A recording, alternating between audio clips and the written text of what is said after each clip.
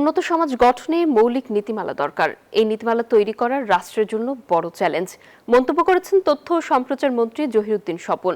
রবিবার সকালে রাজধানী শুক্রাবাদের ডেফোডিল টাওয়ারে এক অনুষ্ঠানে যোগ দেন তিনি বলেন, বিগত দিনে দুর্বৃত্তায়নের সংস্কৃতি তৈরি হয়েছিল।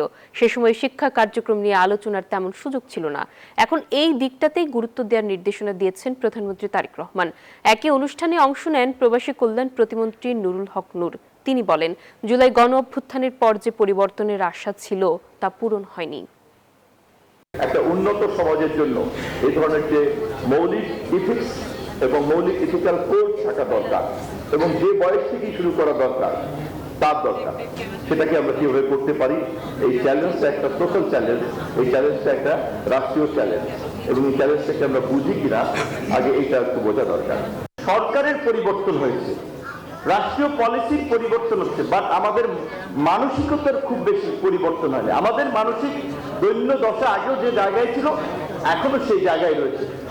Bashundhara public school and college 2026 শিক্ষাবর্ষে ভর্তি চলছে।